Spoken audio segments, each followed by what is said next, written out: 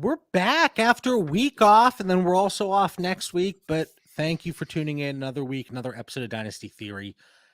Dan, what's up, buddy? Back from vacation. You look refreshed. I feel refreshed. I really do. Fresh off trips from Niagara Falls and Ocean City, Maryland, where I was able to make some good trades, John. Like I feel like I do the best trading on vacation. I become even more active, and the kids go to sleep at night. But yeah, I'm fresh and rejuvenated for Dynasty Theory. I get it. You have a few beverages. You're relaxing on the beach, like you said. Kids are. It's nighttime. They're in bed. Your wife says, "Dan, let's watch a movie." You say, "No, no, no, honey. I gotta make some trades. The juices are flowing. The trade juices are flowing."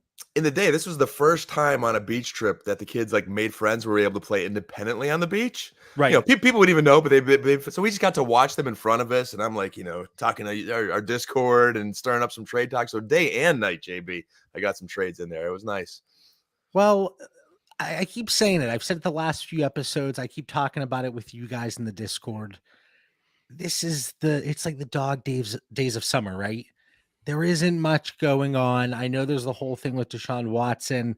Terry McLaurin got the extension today, but we're looking at it tonight. And we've talked about this in previous years, right? As the offseason progresses, we always see it. We always see the shift in the types of assets that people are looking to acquire, where the conversations come into play. We're turning into June. All right. Our calendars, we're moving forward here. And people start to look at their lineups and they start to look at their rosters and think, oh my, what am I going to do? My running back 2 is Kenneth Gainwell. What am I going to do here? And I just pulled that name out of nowhere. But what have you seen? And whether it's startups, existing leagues, you talked about, okay, I'm on vacation, I'm getting trades done. Are you seeing a more a market that's friendlier towards veterans at this point? Like I said, because we are starting to see those lineups, and hey, only a couple months out now. Yeah, we're definitely noticing some trends here in June, and it's kind of cool. I mean, we've been at this for a few years now, right? What's this episode number? What, JB? 163, I believe. 163. So 163 episodes in, I'm starting to have little epiphanies in June as our Dynasty Theory game continues to evolve.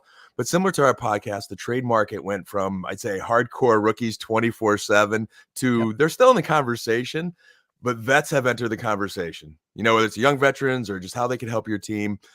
Some teams in our dynasty leagues are starting to become more active. Not all of them, but the number of trade partners is starting to increase a little bit, and hopefully that'll continue to pick up. But yeah, I'm making some more trades now where I'm starting to, find my niche, find some targets. It's not just all rookie talk. You mentioned Kenneth Gainwell, and I moved him and Miles Sanders in the league there, and we're going to get into some guys tonight that we're targeting. But it's definitely starting to gradually pick up here as far as some roster construction in June. Yeah, and if you remember the last episode we did, it felt like a lifetime ago, but what was it, 2 weeks ago? I said, I'm going to go through this whole episode, at least if I can, without mentioning a player name, right? Well, tonight it's going to be completely different. I have a ton of players. You have a ton of players on your list. There are a lot of situations that we're going to be talking about. And as you can tell from the episode title, buying points. And that's exactly what we're looking to do. You look at those rosters, there are ways that you can go about it where you don't have to break the bank to bolster those starting lineups, to bolster the depth, where we can look to contend. It doesn't all have to be absolute blockbusters, which I love. You always laugh whenever I drop that GIF in there with the blockbuster videos, because that's what I love. Looking at some of the comments, I always love, first of all, I love to be able to jump on here with you and Mitch, of course, and BS and talk about fantasy football. But I love the engagement in the chat. So if you're listening to this on the podcast feed, I highly encourage you to check it out on the YouTube channel. But Kev, last chance to buy Zeke before everyone realizes they left him for dead this offseason. 100%. And those are the types of assets we're going to be talking about tonight. Yep. Right on. This time in June, I'm starting to discover those guys. I might be stealing your thunder of the next question, John, but I loved it. You're talking about how our approach is shifting with the type of players we're acquiring. And for a while, like, I'm like, what's going on here with as I'm doing my rankings? We've been talking about rankings a lot, and there's a lot on, that you're sharing on our Patreon. But what I'm finding out here is June is I've gotten my strongest grip on my ADP, my rankings, and some theories targets heading into the season. So I thought it was very ironic that you picked this topic tonight. As again, I was just kind of like, every year I go through my rankings and there's certain guys we zone in on. And for a while, my rankings were just my rankings, John. Like, I wasn't really picking up on anyone. I've got a bunch of targets I'm excited to jump into and talk about tonight. So I just think this is a kind of a key time of the year where we've got enough information from the camps. We've gone through the rankings, that we've got a good feel of the rosters. We're starting to get some, our own theories of, how these guys are going to play out this year. You have your projections. So it's really starting to materialize now as we have one more lull before camp. Yeah, we're getting there. And I planned my vacation at the perfect time. It sounds like, we're going to get some, hopefully, Deshaun Watson resolution here soon. And then I think we're going to see that lull, just like you mentioned.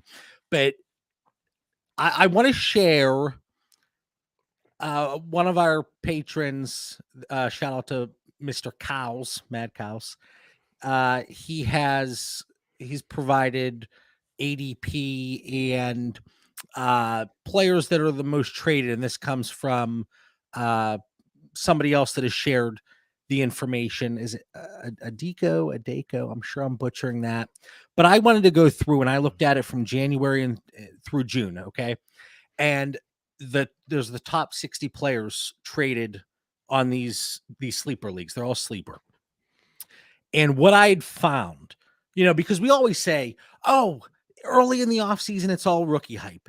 And then it's all veterans. But I wanted to go through and actually look at this. So here is a list of 15 players that I'm going to rattle through, 17 players that they've started to see a decrease compared to January, February. And I want you to just say, you haven't seen this list. Nope. So I'm putting you on the spot. I want you to call out a few and maybe your thoughts as to why we're seeing the decrease. Okay. So at wide receiver, we'll start there because that's just the top of the list. Cooper Kupp, CeeDee Lamb, DeAndre Hopkins, Devontae Adams. Those are the wide receivers. So out of the top 17 here that have kind of seen a decrease, it's those guys. Running back, McCaffrey, Swift, Montgomery, James Conner, Javonte Williams. This one was interesting. Ramondre Stevenson, Rashad Penny, Michael Carter, Nick Chubb. So those are guys that, and yes. So Kev, thank you for the clarification there. This is not a decrease in value. This is a decrease in the frequency that they were traded. Yes. And so the level of activity, the market, one way or the other. And then quarterback, Tom Brady, Trevor Lawrence, Lamar Jackson, and there were no tight ends on this list. So we have not seen see a tremendous decrease in trade activity from the top 60 month to month. So anybody that stands out to you there, I know I rattled through it quickly and you have not seen it again. So yeah, my photo, graphic memory is definitely not clicking right now. But as we look, we zeroed in a little bit on a decrease in frequency of them being traded. And a lot of those names you shared, like, I would not want to trade them. I'm trying to either acquire them or they're guys maybe that are on my roster that I would not want to move. And I would say maybe the reason there's a decrease in them being moved right now is because we've got enough information where I think some of those names you had, like I shared names with John tonight in the notes and of guys I wanted to talk about that I'm targeting, and I'm targeting them because I think I could acquire them. A lot of those names you mentioned, I would love to have them on my roster, but they're going to be really hard for me to get. Like, I'm not getting Cooper Kupp. I'm probably not getting CeeDee Lamb, who's being projected all this volume as a number one receiver in Dallas now with Amari Cooper out. And again, Lamar Jackson, the Ravens are getting a lot of buildup of their team. And you probably go up and down that list. Devontae Adams, there's a lot of Raiders hype. So if you want to zero in on anyone in particular, but a lot of those names you mentioned, I think they're not moving because they're very hard to acquire. The price tag is probably too high. Yeah, and look at the list of running backs for the most part. McCaffrey, top 5-6 dynasty running back. DeAndre Swift, top 5 dynasty running back. Javonte Williams, top 5. Nick Chubb, 10, 11, 12. So high-end running backs were trading more frequently previously in the offseason because I think that happens for a few reasons, right? We have the hype in rookie picks, which you start to see these veteran running backs trade a little bit more frequently. You don't know where the rookies are going to land. Maybe they, ding some of these running backs from that perspective. And I think it is an increase in trade activity for teams that look at their roster, think I need to blow this up before the draft, right? So you kind of see that uptick. And then Cooper Kupp, you got the contract. CD Lamb, Amari Cooper leaves. Tom Brady, it only makes sense because he retired and came back. So now, okay, I need a quarterback. Let's go after Tom Brady. Hopkins, the suspension. People are playing that market. Adams, the trade. Derek Carr, the trade. James Conner, the contract. So there are reasons that I think all of these players traded more frequently. And we always see it where once news breaks, I always say if it breaks in the positive direction, probably the worst time to go out and make a trade. Like James Conner, he got that contract, probably the worst time to go out and try to acquire him, or immediately following the NFL draft when they didn't really address the position. B Hart in the chat, right after the season, the rebuilders and the contenders start swapping picks for players before the NFL draft. That's exactly. So I think there's a good reason for those players. Now, these are players that are trading more frequently based on percentages. If you look at the list, June trades, oh my God, it has been so slow. Like May is off the charts because of rookie drafts. April, it's starting to build a little bit, but June, it comes crashing down. So this isn't based on the overall number of trades, but based on a percentage. So these are the guys. And you're going to see, Dan, this list is very different. Okay. Cortland Sutton, Adam Thielen, Cole Kmet, Russell Gage, Darren Waller, George Kittle, Deshaun Watson, Tony Pollard, Jared Goff, Kareem Hunt, Michael Gallup, Mike Williams, and Mike Evans. If you notice, not one high-end running back is on that list. All right. That's a uniquely different list. And they're guys that have some value, but they're guys that have uncertainty too. So you want to trade them, or you even want to acquire them because maybe they're players that you do like that you could obtain. So a much more uncertain, unsecure list without those high-end running backs that you mentioned. And I want to put a disclaimer here. This isn't based on, like, I went through these lists and I kind of went through January, February, March, blah, blah, blah, blah. And I went just across the board, seeing which names popped up month after month. So I removed them from this list because they were accounting for one of the top 60 players being traded month over month. But these are just the guys that stood out. So I'm sure if you want to put in the time, you can do it actually based on percent increase or decrease. But this was really quickly. Got home from work tonight, ran through this as I'm eating dinner, playing with my son, getting these names together. It's funny, no tight ends on that first list where we saw more trade activity to start the offseason. And now we have Cole Kmet, who's been getting nothing but hype, George Kittle, Darren Waller. People are now looking at their tight end position. And even though Darren Waller has the extra target competition, George Kittle, he has the uncertainty at quarterback, and you have Brandon Ayuk, Deebo Samuel, what's going to go on there. But people now are willing to pay up more for those higher end aging tight ends. I sold a Travis Kelce share today. It was an orphan I took over. I got it for like $1 whenever Safe Leagues discounted him. And I moved him for Irv Smith in a 23 first. The team's trash. John officially has more teams than we have done episodes here at Dynasty Theory now. That was 164 for John's teams, I think. No? Just checking. It was $1. I couldn't pass up on it. It was $1. But again, Mike Evans, that's explained by Chris Godwin in the timeline. Mike Williams, just people looking now to buy points. Michael Gallup was interesting that the trade activity has gone up. And I think that is because there is concern with him starting the season. Is he going to be healthy? So now maybe your people, like I moved Adam Thielen for Michael Gallup 2 days ago. You couldn't have done that 3 months ago. Every guy you're naming has concern and an upside. Like I could see them both ways being attractive in a trade. I could see the upside of Gallup, and I could see a strong case to move him. Same thing with Mike Evans. You're getting to an age 30 wide receiver, but yet you could have guys like a perennial 1,000-yard receiver with Brady. Now Gronk leaves, on top of the Godwin injury that you mentioned. All these guys, same scenario, ceiling, but yet I could see trading them.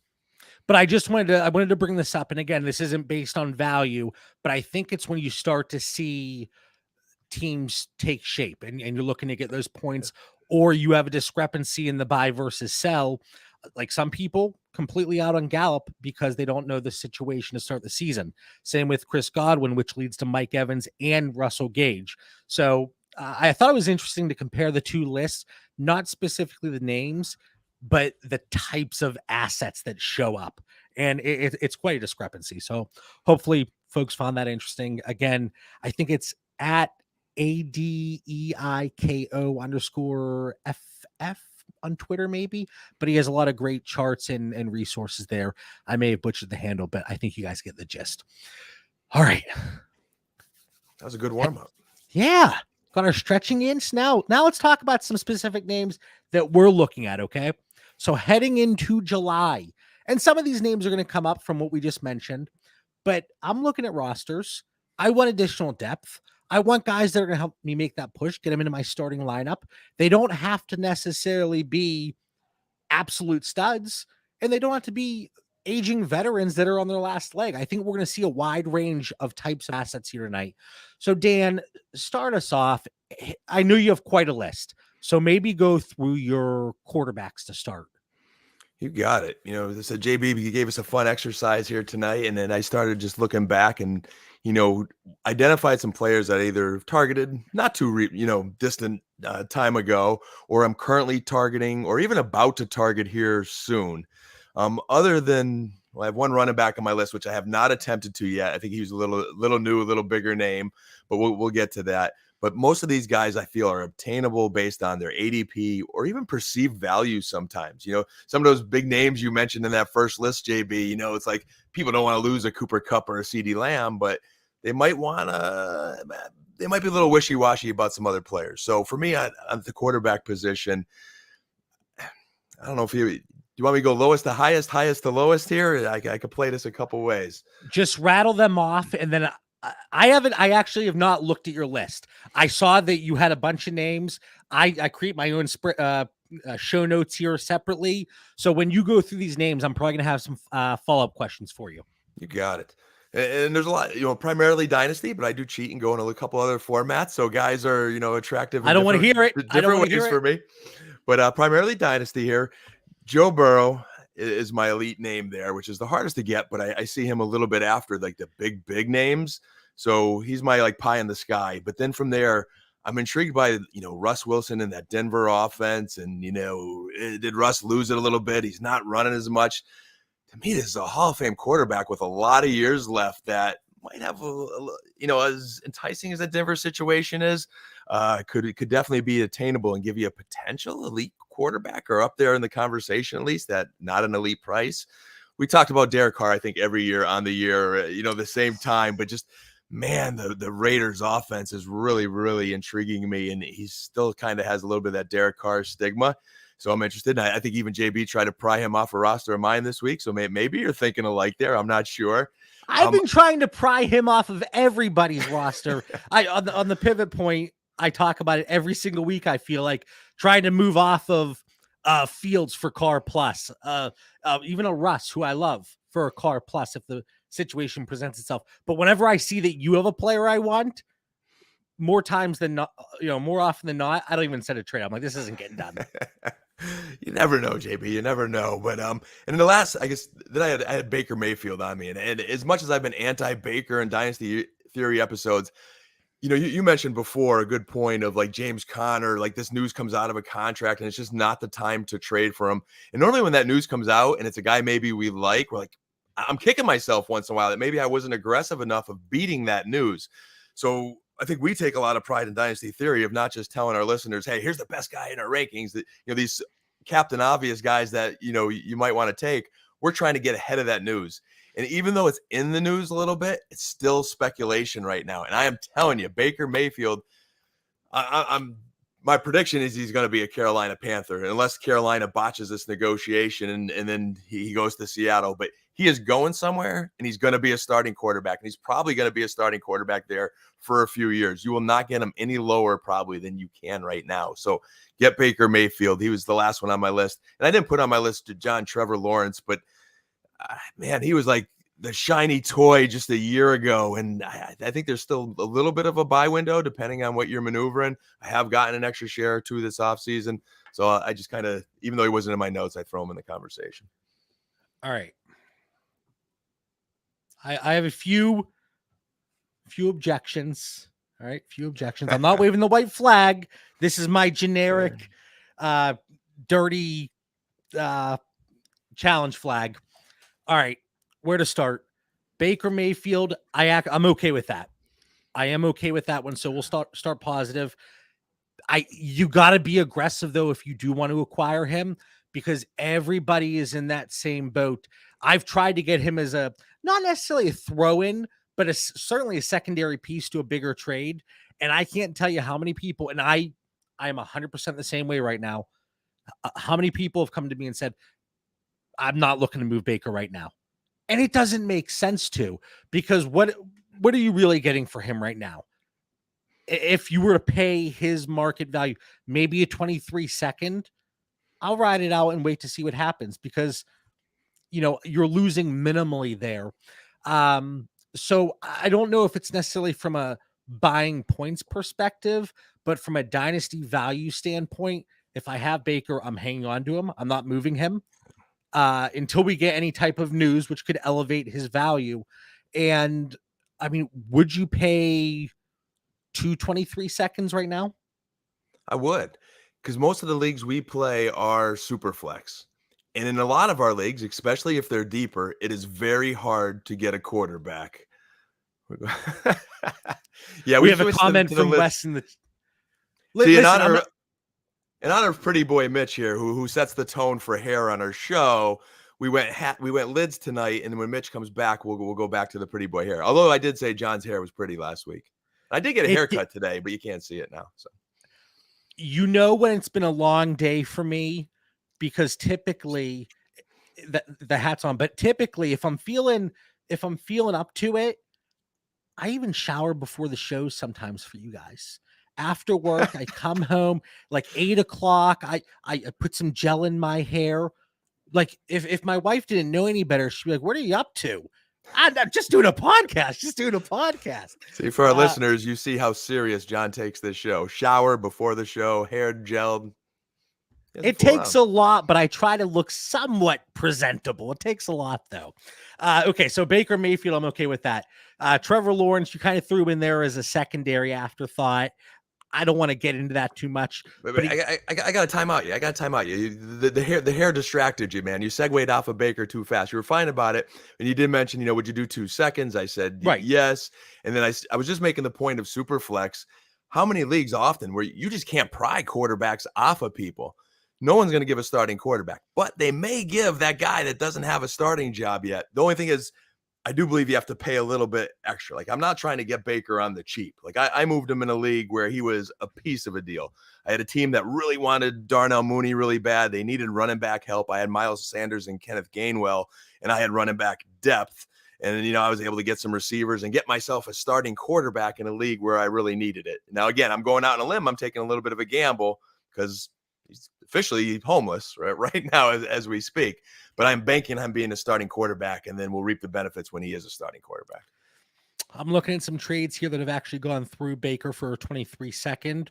I'm okay with a speculative ad there. Deal. I know. Trying Can you imagine a starting quarterback for a second round draft pick, JB? Starting quarterback. What about this? What if it was the dysfunctional Browns? This is interesting. Baker Mayfield for Brandon Cooks, 12-team Superflex. Yeah, that's what I'm talking about. Like, in normal times, you would trade a Brandon Cooks for a middle-tier starting quarterback. He's not elite Baker. He's not up there in the top 10, but he could legitimately rank 10 through 20 this year in the right situation. even if he's closer to 20, I'm okay with that in a super flex league. I think that's a little overambitious, even 20. I'm seeing DJ Moore and Christian McCaffrey as your weapons, and but I know Carolina's still not there yet. But you give them some toys, you give them some weapons. The healthy Carolina's not necessarily healthy, but that's the thing with Baker. If you want to add him, you got to pay up. You don't have to be there in terms of as if he is 100% a locked and loaded starting quarterback, but you got to be like 75%. You're not paying backup prices. It just isn't there. Brandon Cooks isn't a spring chicken there. You're moving a receiver that eventually you're not going to get much for once he's 30. What is he, late 20s, Brandon Cooks? 27, 28, 29? 28? So we know in Dynasty, that's getting near the death of wide receivers. So if you could get a starting quarterback that's going to outlast Brandon Cooks, that's solid to me. And Doug says, I moved Baker last month for an early second in 23 and a middle third. Doug, you asked me about this, and Doug and I had a great conversation via DM, and I said, yeah, Doug, if it were me, I'd hold. Like 2 minutes later, I made the trade. I'm like, I just said hold. No, but that value-wise, it's fine. I just think if you do hold, you can get a little bit more. Anyway, I don't want to get too hung up on Baker Mayfield here. The one exception, the one issue I really took here, we're going out and we're hunting for points, right? Based on the cost to acquire and the points over replacement that they're going to give you, I can't go out and acquire Joe Burrow today with a good conscience. I can't go I would within that tier. I'd much prefer to go out and get Dak, Lamar, Kyler at cost. And again, this isn't anti-Joe Burrow. Still top 7 dynasty quarterback for me. I'm not saying I hate Joe Burrow, but based on our projections, and I say our Mitch and my projections, give me a Jalen Hurts at cost over Joe Burrow at cost. Give me a Kirk Cousins if I'm just chasing points at cost. I want to reiterate. And your point is well taken at cost. And with that, if I was an official here, I'd say, John, you win the challenge. It's, your ball. You don't lose a timeout. I respect that. It was one of those fun names I put on the list, like one of the running backs I put on the list. I know that's not going to be an easy acquire, but I like to put like one kind of pie in the sky name in there. And, again, maybe I have a team with, even though he's my heart and soul, Dak, I'm not as high on the Dallas offense as I was, and Dallas gets a lot of hype, and their ADPs are normally blown up a little bit because they're the Dallas Cowboys. Or Jalen Hurts, as much as I think there's a very high ceiling for Hurts this year, he may not be the quarterback next year. I'm a little down on Kyler Murray. So these are the kind of guys that would try to include in a deal to maybe get a Joe Burrow, who I think is going to be an elite quarterback for a long time. Or, again, if I could give up some draft capital, again, that's a hard one. That's just one of those fun ones that on certain roster constructions, I try to get them. But you would definitely win the challenge there, JB. Yeah, just based on going out and looking to acquire points, I would go a different route, certainly, than paying up for Joe Burrow. A few names, and mine are a little less expensive here, but a few names that I would be looking at. And it's interesting that none of these quarterbacks are showing up right now on the most traded players list compared to previous months, so that we haven't really seen an uptick. And I think it's because most of these quarterbacks, they're on a team that needs them. They're on a team that is going to be able to use them in 2022. So Tom Brady, that's no surprise. Jameis Winston, an intriguing option with some additional weapons. What happens with Michael Thomas? Does he come back healthy? Now you have Olave, Jarvis Landry, Alvin Kamara with the suspension that is looming. We'll see how that goes. But again, at cost, I think Jameis Winston is an intriguing add. And then a little bit cheaper, Kev stole it out of my mouth, Matt Ryan. Even if he gets you 16, 17 points a game at cost, I think he's one of the better options here in 2022. And then this is really, I always say price dependent, because I don't think you get a full season out of him, but he could get you points here for maybe half the season. Mitchell Trubisky. And let me clarify. If I have Mitchell Trubisky on a roster and you offer me a 23 second, I'm taking the second.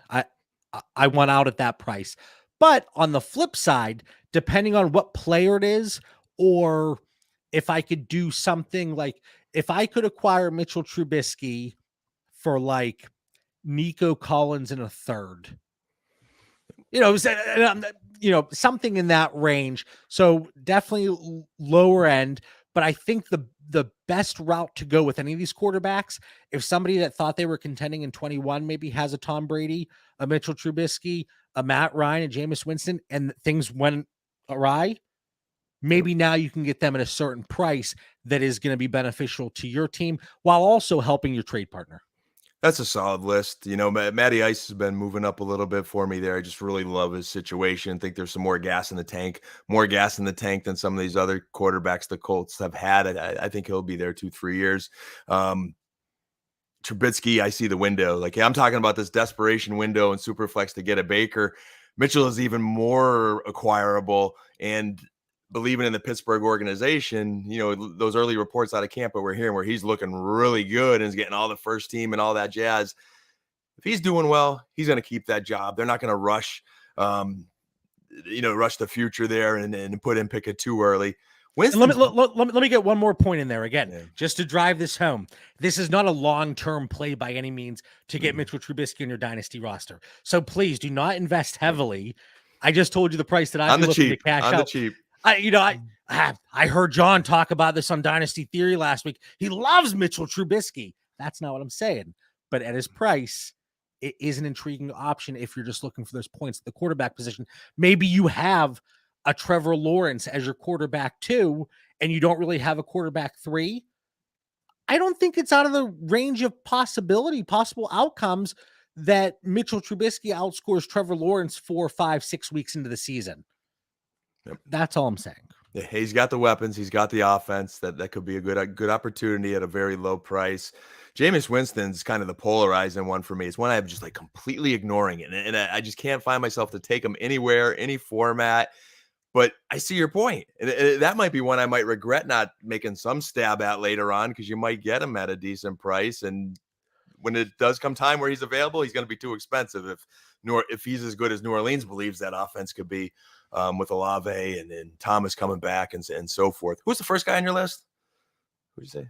Tom Brady. It is like the obvious, perennial. It's the obvious, hey, I need a quarterback. Dan, you're not contending. There's something that makes sense here. Here's a few trades: 2023 second and a third for Tom Brady, 23 third and Desmond Ridder for Tom Brady. Those are two trades that actually took place that could be beneficial to both sides. If I need points, if I'm looking to contend, if I'm looking to make a move in 22, I'm looking to bolster my ROI.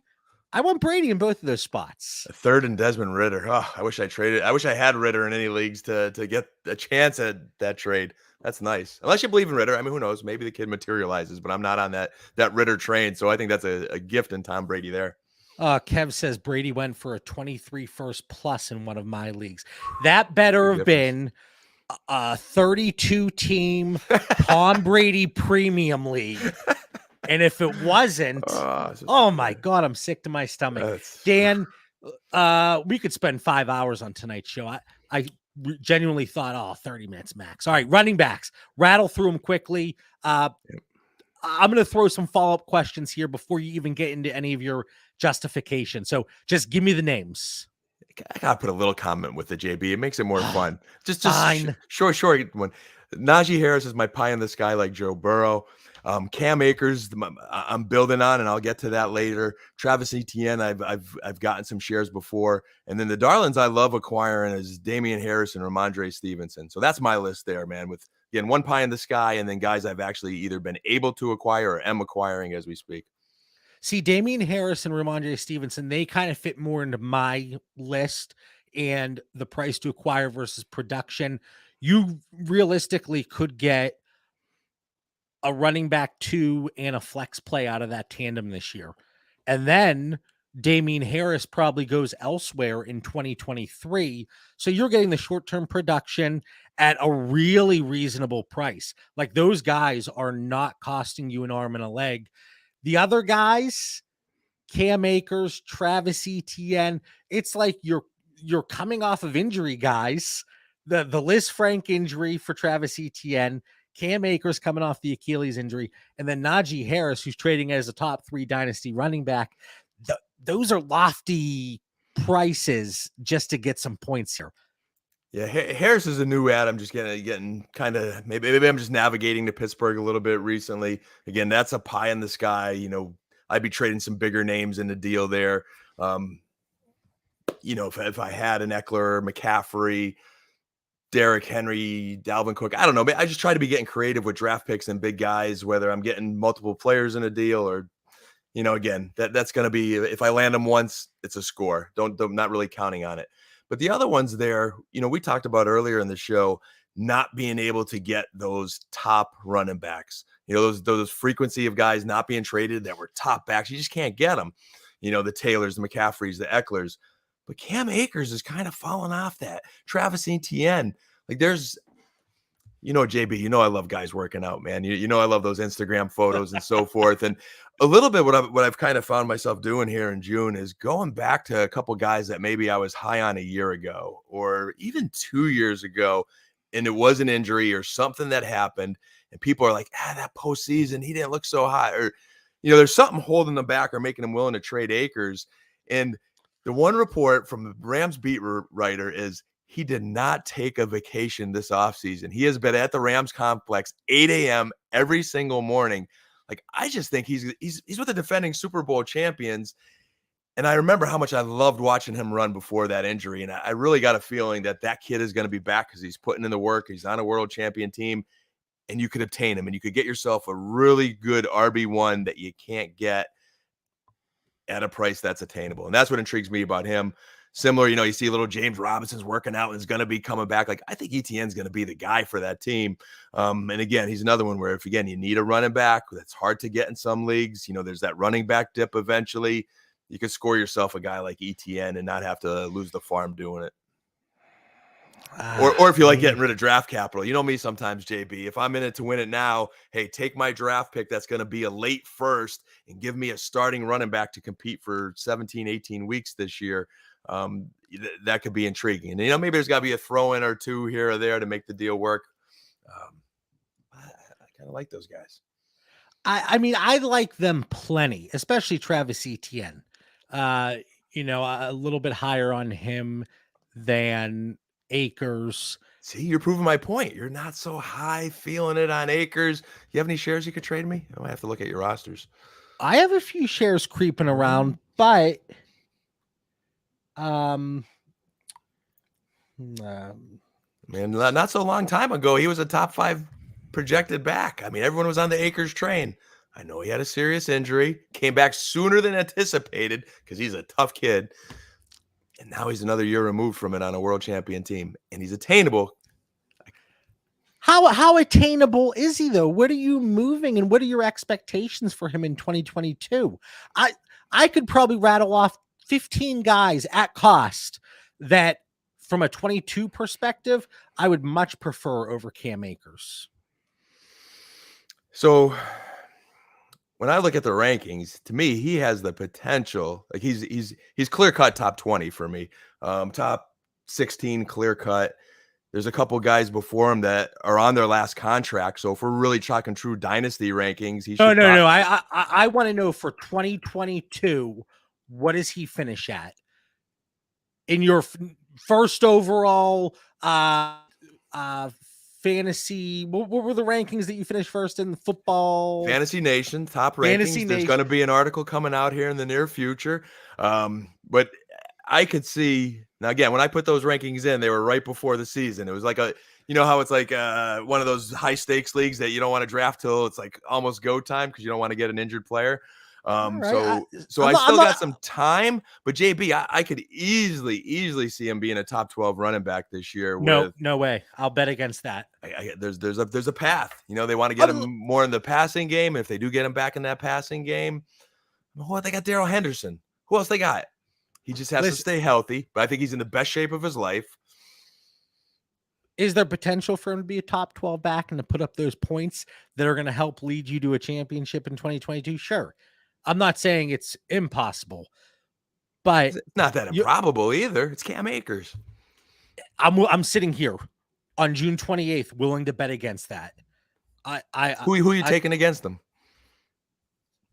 And I don't mean like the big names, but to say he's not top 12, like you're 10 through 12 or you're 9 through 12, like who are you firm on? I'd say 10 through 12 to make an argument that he won't be top 12.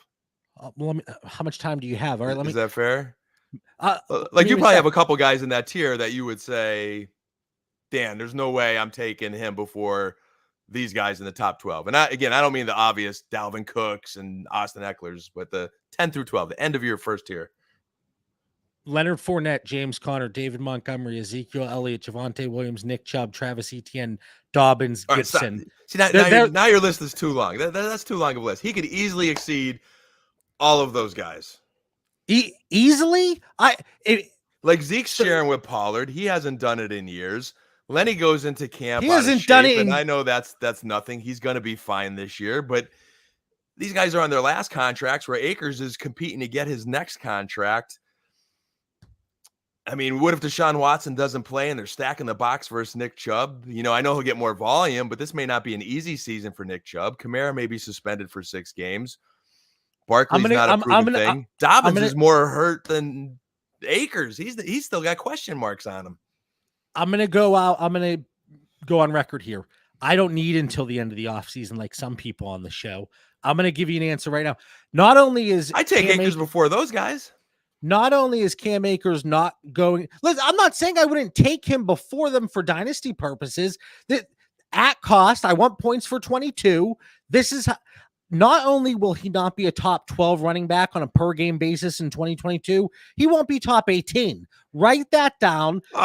Write it in your journal. Write it in your journal.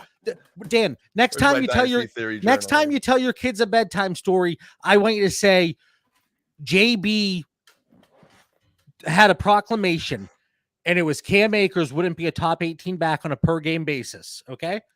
Jot it down. I'm a little mad. My Dynasty Theory notebook's too far away for me to reach and put on the camera here, or else I would write it in there. But JB, we are talking Dynasty Theory, and he is a guy that could he outscore any of those guys? Maybe he doesn't, but he very easily could. And it's Dynasty. He's definitely going to be better over a 3-year span than most of those guys you named.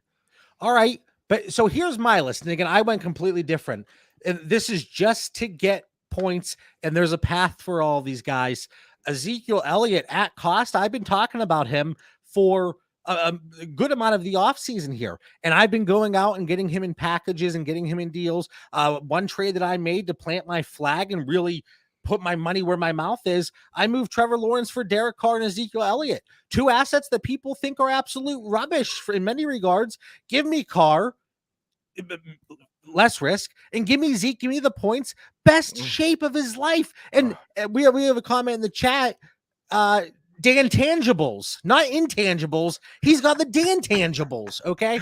But other names on my list, Kareem Hunt, even if he is in Cleveland still, and now there's talks about, well, is Kareem Hunt, Dearness Johnson, are they both going to be there in 2022? Who knows? Melvin Gordon, I have him on my list. Cordero Patterson, and this Rashad Penny. Listen. What are you even talking about? All right. If we are in a 12-team league and we need points at running back, as opposed to going out and breaking the bank, I'm still stuck on the previous conversation. I know, but instead of paying full price for Cam Akers face value, let me go throw some dirt out and acquire some of these guys. Patterson, Gordon, Penny, Hunt, give me those points. Guys that could see, and again, probably low-end running back 2 numbers from Penny, Gordon, Patterson as a realistic potential ceiling. And then this one's gross, so you can yell at me for this one. But for a couple weeks, as a throw into a larger deal, maybe toss a future third out or something, Marlon Mack. And that is a gross one, and you can yell at me for that. See, I don't want to yell at you for that. I see your point. I'm coming back to the spirit of our conversation in the show tonight of those trade values. And, you know, there's a path for Rashad Penny and Marlon Mack. And again, when I know I can't get those bigger name guys, they are the players, you know, we want to be going after. So I like that.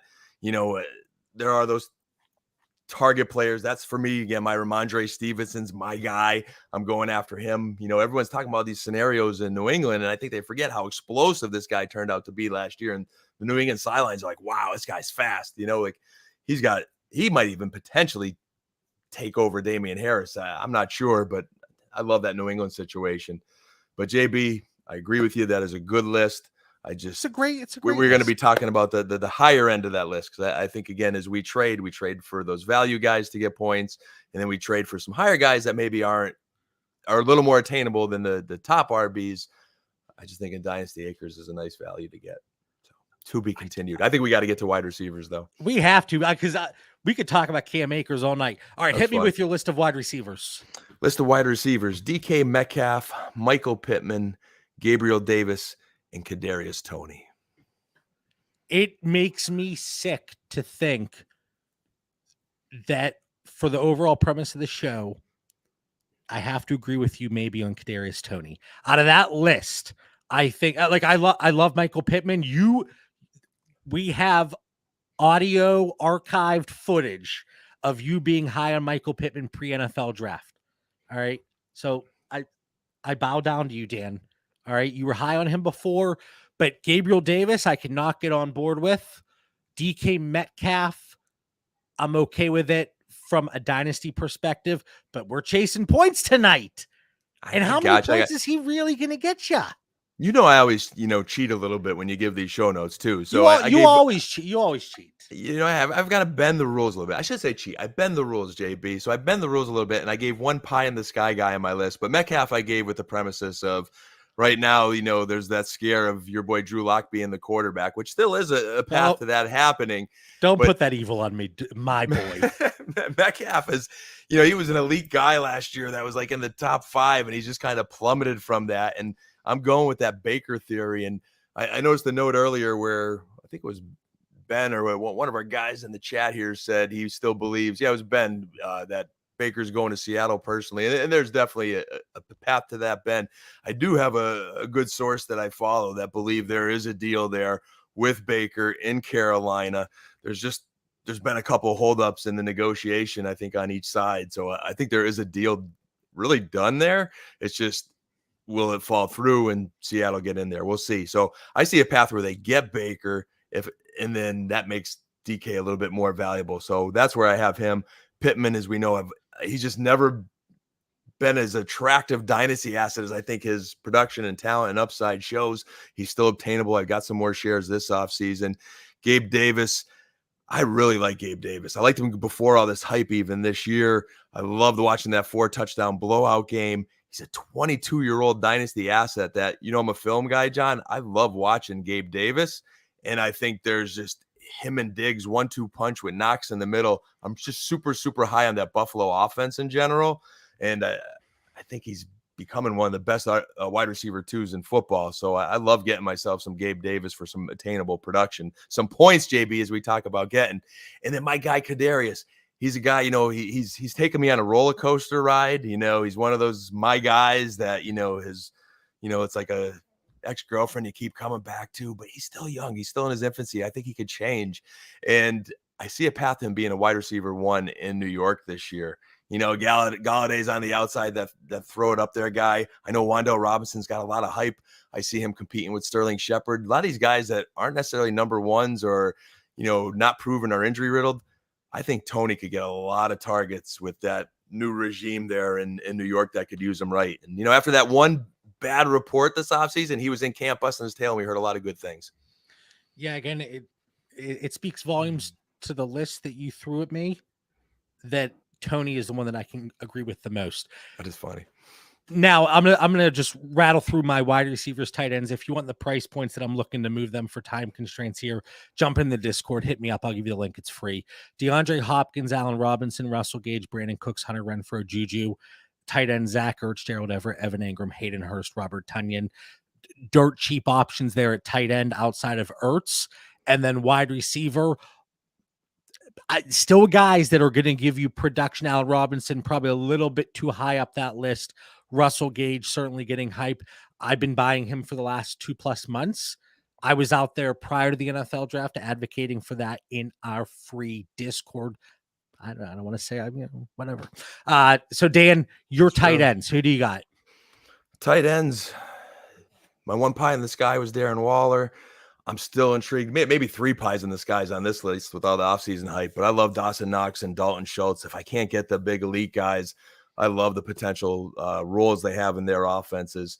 And then the guys that are even more attainable kind of, throw-ins, Gerald Everett. I really like his, and I know we say Gerald Everett every year, but really like his opportunity in that Chargers offense. I think you mentioned Hayden Hurst. I'm with you there. Yep. Your old boy, the Hooper Scooper, man. I just think in Tennessee, he's gelling with Tannehill. Tannehill needs weapons. He gets some solid backup production for you. The Colts tight end situation, I'm just kind of watching that one in general. How's it going to pan out? And I know they use them all, but Jack Doyle's finally gone. Does Mo Alley Cox evolve? Does Grayson just get enough catches in his role? Or I love, was it Jabari?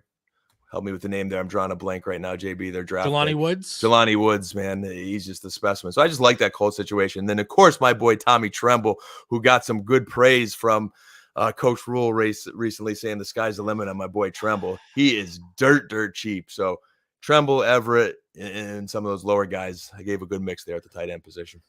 No, I want to clarify outside of Ertz again.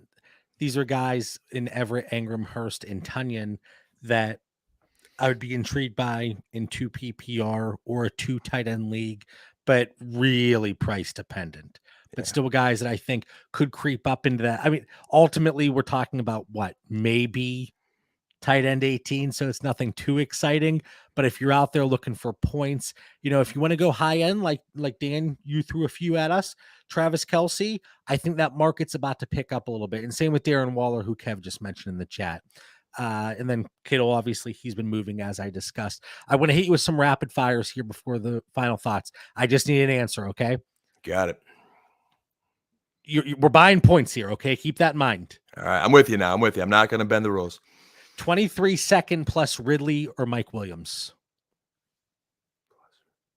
What is that again? 23-second plus Calvin Ridley or Mike Williams.